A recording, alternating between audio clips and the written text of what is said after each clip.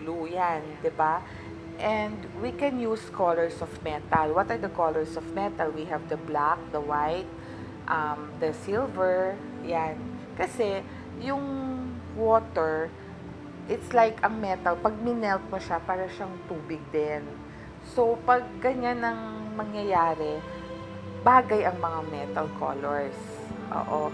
Huwag kang gagamit ng red. Bakit? Yes, because tatamarin ka or malas ka. Kasi ang water, di ba, pag ginamit mo sa fire, patay yung fire. So, ang color ng red or orange or yellow, that's fire eh. I mean, more of red and orange. Yeah. So, pag ginamit mo yon, parang, ay wala, hindi ka papansinin. Lalo na if you're in a situation na you need to present something. Oo, hindi maganda yon. Yes. Mag-iingat din daw dahil marami ang magiging accident prone. Especially, yun nga, sa kinalaman sa water. Oo, tsaka yung may mga artista, oo, na maaari magkaroon ng aksidente. Lalo na yung mga bata na artista. So meron? Meron. In the news, it's okay naman. Yun, ang worry ko yung mga taong na mobile, yung they're in the field, no? Na newscasters, doon medyo mag-ingat sila. Kasi sila yung likely na magkaroon ng mga aksidente. Para kay Professor Pagatot, sa taong 2013 ay iba't ibang klaseng temptasyon ang tutukso sa mga tao. Pero nananatili ang kanyang pag-asa na mas marami pa rin ang pipili ng tuwid na daan.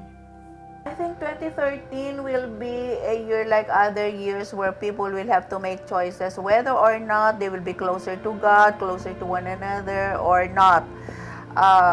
The events that are happening can help us to be closer to God or to stray away from God, especially in this time and age where secularism, materialism, and many other isms become very popular.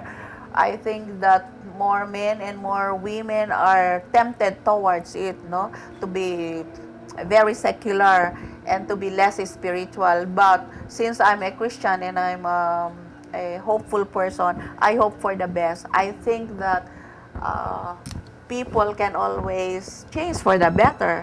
So regardless of issues surrounding the country, I think that if more people would go into soul searching, would go into deeper reflection, especially reading the Bible, reading the Word of God, I think that regardless of so many events, there can be hope for the church, there can be hope for the Philippines. Sa bawat paglipas ng taon, sa bawat paglipat ng pahina at pag-ukit ng letra ng bagong kasaysayan, dasal natin na magagandang bagay lamang ang maitala sa ating buhay. Kaya't marami sa ating mga Pilipino ang nais silipin ang mga posibleng mangyari sa ating hinaharap upang mapaghandaan na rin sakaling may nakaambang hindi magandang mangyari sa atin. Gayunpaman, hindi pa rin natin dapat isantabi ang katotohanang tayo ang umuukit sa ating kapalaran. Sa pag-ukit nating ito, naway ang mga pipiliin nating desisyon ay naaayon sa kabutihan at magandang intensyon.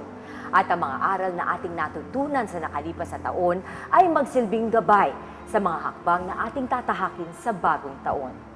Ako po si Veronica Baluit Jimenez, isang masaganang 2013 sa ating lahat. Ito po ang The Veronica Chronicles.